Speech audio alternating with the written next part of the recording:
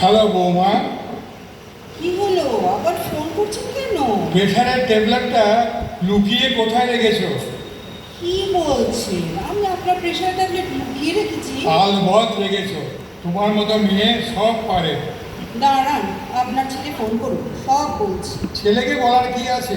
ছেলে কি আমার গার্জিয়ান? শুনুন বাবা, আপনার না প্রেশার টেশার কিছু নেই। শুধু পাড়ায় প্রেস্টিজ দেখাবার জন্য আপনি প্রেশার দেখান। কি? আমার প্রেস্টিজের প্রেশার? তাহলে তোমার বাবারটা কি হকিংসের প্রেশার? বাবা, আপনি শেষ পর্যন্ত আমার বাবা তুললেন। সরি, মুখ ফসকে বেরিয়ে গেছে। প্রেশার কুকারের মতো গরম হলেই সিটি দিয়ে ফেলে। যাই হোক, সকালে চা খেয়েছেন?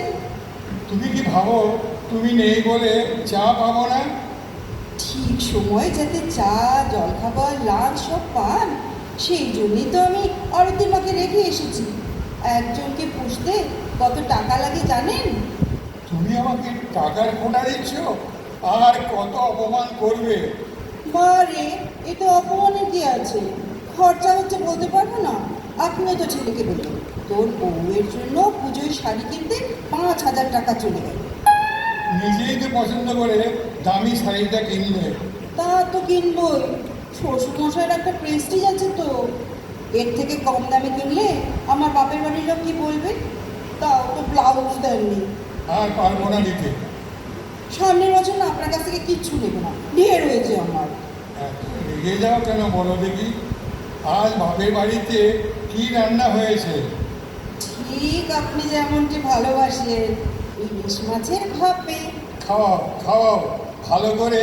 নিজের বাবাকে খাওয়াও, আর পরের বাবার জন্য আরতি মায়ের গাঁদাল পাতার পাতলা ঝোল। আমি রাখছি। এই না না না, রাখবেন না। শুনুন শুনুন, হরিকে পাঠিয়েছি আপনার জন্য 2 পিস ইলিশ মাছ ভাপে দিয়ে। ও গিয়ে বেল বাজালেই দরজা খুলে দেবেন, কেমন? দরজা আমি খুলেই রাখবো বৌমা। খবরদার ওই কাজটিও করবেন না, যা চুরি ডাকাতি চলছে। রাস্তায় তো চুরি ডাকাতি হবেই। আমার বাড়িরই অর্ধেক জিনিস পাচ্ছি না।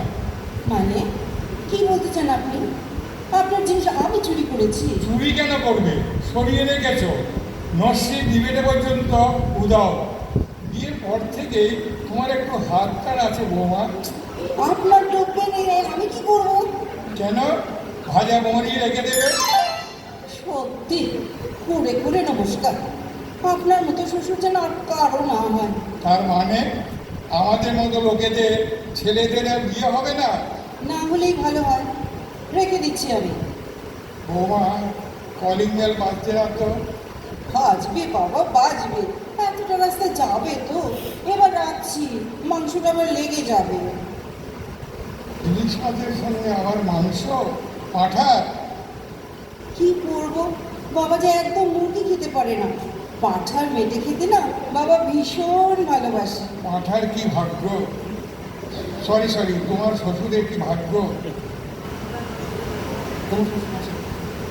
সরি তোমার